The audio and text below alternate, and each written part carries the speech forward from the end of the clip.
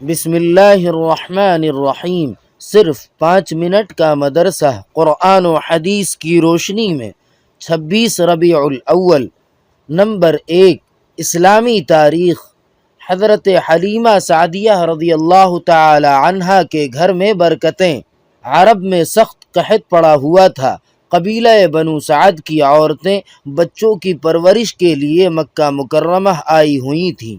انہی میں سے حلیمہ سعدیہ بھی اپنے شوہر حارث بن عبد العزیٰ کے ساتھ دبلی پتلی سواری پر آئی تھیں۔ تقریباً ساری عورتیں مکہ کے مالدار گھرانوں کے بچے لے چکی تھیں، صرف حضرت حلیمہ ہی کو کوئی بچہ نہیں ملا تھا۔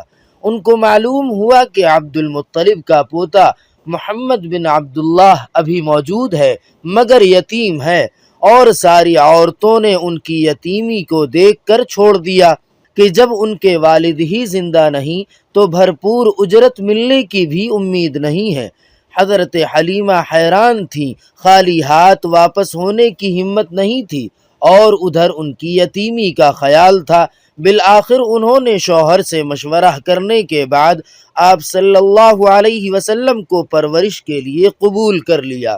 اسی وقت سے ان کی آنکھیں آپ صلی اللہ علیہ وسلم کی وجہ سے بے پناہ برکتوں کا مشاہدہ کرنے لگیں۔ وہ کمزور سواری جو آتے وقت بار بار قافلے سے پیچھے رہ جاتی تھی، اب سب سے آگے اتنی تیز رفتاری سے چل رہی تھیں کہ قافلے والوں کو کہنا پڑتا کہ حلیمہ ذرا آہستہ چلو، اور گھر پہنچ کر بھی برکتوں کا مشاہدہ ہونے لگا کہ بکری کا تھن فاقے کی وجہ سے خشک ہو گیا تھا، وہ دودھ سے بھر گیا، چنانچہ انہوں نے اور ان کے شوہر نے پیٹ بھر کر پیا۔ اس کے بعد حضرت حلیمہ روزانہ آپ صلی اللہ علیہ وسلم کی وجہ سے برکتوں کو دیکھتی رہتی تھیں۔ سخت قحط سالی کے اس دور میں بھی ان کے گھر میں اتنی خوشحالی تھی کہ قبیلے والے حیران تھے، اور ہر شخص اپنے چرواہے کو یہ تاکید کرتا کہ اسی جنگل میں اپنے جانوروں کو بھی چراؤ جہاں حلیمہ کی بکریاں چرتی ہیں۔ نمبر 2، حضور صلی اللہ علیہ وسلم کا معجزہ۔ حضرت علی رضی اللہ تعالی عنہ کے درد کا اچھا ہونا۔ حضرت علی رضی اللہ تعالی عنہ کہتے ہیں، ایک مرتبہ مجھے سخت درد لاحق ہوا کہ میں موت کو یاد کرنے لگا۔ آپ صلی اللہ علیہ وسلم کی خدمت اقدس میں حاضر ہوا۔ آپ صلی اللہ علیہ وسلم نے فرمایا، اے اللہ اسے شفا عطا فرما۔ حضرت علی رضی اللہ تعالی عنہ کہتے ہیں، میں اسی وقت اچھا ہو گیا، پھر آج تک وہ درد مجھے نہیں ہوا۔ نمبر 3، ایک فرض کے بارے میں، ماں کے ساتھ حسن سلوک کرنا۔ ایک آدمی نے رسول اللہ صلی اللہ علیہ وسلم کی خدمت میں آ کر عرض کیا، اے اللہ کے رسول اللہ صلی اللہ علیہ وسلم، میرے حسن سلوک کا زیادہ حقدار کون ہے؟ فرمایا تیری ماں۔ پھر عرض کیا کہ اس کے بعد کون؟ فرمایا تیری ماں۔ پھر عرض کیا کہ اس کے بعد کون؟ فرمایا تیری ماں۔ پھر عرض کیا کہ اس کے بعد کون؟ پھر فرمایا تیرا باپ۔ نمبر 4، ایک سنت کے بارے میں، قبر میں نور کی دعا۔ جو شخص یہ چاہے کہ اس کی قبر میں نور ہو تو یہ دعا پڑھا کرے، اللہم اجعل نورا فی قبری۔ ترجمہ، اے اللہ میرے لیے میری قبر میں نور پیدا فرما۔ نمبر 5، ایک اہم عمل کی فضیلت، خالہ کی خدمت کرنا۔ رسول اللہ صلی اللہ علیہ وسلم کے پاس ایک آدمی آ کر کہنے لگا، یا رسول اللہ مجھ سے بہت بڑا گناہ ہو گیا ہے، توبہ کا کوئی راستہ ہے؟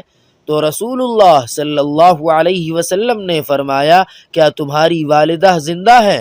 تو اس نے کہا نہیں۔ رسول اللہ صلی اللہ علیہ وسلم نے فرمایا، کیا تمہاری کوئی خالہ ہے؟ اس نے کہا ہاں۔ تو رسول اللہ صلی اللہ علیہ وسلم نے فرمایا، ان کی اطاعت و خدمت کرو۔ نمبر 6، ایک گناہ کے بارے میں، دنیا کمانے کی نیت سے دین پر چلنا۔ قرآن پاک میں اللہ تعالی فرماتا ہے، لوگوں میں کوئی ایسا بھی ہے جو کنارے پر کھڑے ہو کر اللہ کی عبادت کرتا ہے، پھر اگر اس کو کوئی دنیاوی نفع پہنچ گیا تو اس کی وجہ سے دین پر ٹھہرا رہا، اور اگر اس کو کوئی آزمائش آ گئی تو اپنے منہ کے بل الٹے یعنی دین سے پھر گیا، وہ دنیا اور آخرت دونوں کو کھو بیٹھا۔ یہ دونوں جہاں کا کھلا ہوا نقصان ہے۔ نمبر 7، دنیا کے بارے میں دنیا کو بہتر سمجھنا۔ قرآن پاک میں اللہ تعالی فرماتا ہے، اے منکروں، تم لوگ دنیا کو آخرت پر ترجیح دیتے ہو، حالانکہ آخرت دنیا کے مقابلے میں زیادہ بہتر اور باقی رہنے والی ہے۔ نمبر 8، آخرت کے بارے میں اللہ تعالی ہر شخص سے بات کریں گے۔ رسول اللہ صلی اللہ علیہ وسلم نے فرمایا، تم میں سے کوئی شخص بھی ایسا نہ ہوگا جس سے اللہ تعالی اس طرح بات نہ کریں کہ اس کے اور اللہ تعالی کے درمیان میں نہ کوئی پردہ ہوگا نہ کوئی واسطہ ہوگا۔ اپنے دائیں طرف دیکھے گا تو وہ اعمال ہوں گے جو دنیا میں کیے ہوں گے یعنی نیک اعمال، بائیں طرف دیکھے گا تو وہ اعمال ہوں گے جو دنیا میں کیے تھے یعنی برے اعمال۔ وہ جہنم کی آگ اپنے سامنے موجود پائے گا۔ نمبر 9، طب نبوی سے علاج، بخار کا علاج۔ رسول اللہ صلی اللہ علیہ وسلم نے فرمایا، جسے بخار آ جائے وہ 3 دن غسل کے وقت یہ دعا پڑھے تو انشاءاللہ اسے شفا حاصل ہوگی۔ بسم اللہ اللہم انما اغتسلت رجاء شفائک وتصدیق نبیک محمد صلی اللہ علیہ وسلم۔ ترجمہ، اے اللہ، میں نے تیرے نام سے غسل کیا شفا کی امید کرتے ہوئے اور تیرے نبی صلی اللہ علیہ وسلم کی تصدیق کرتے ہوئے۔ نمبر 10، نبی صلی اللہ علیہ وسلم کی نصیحت۔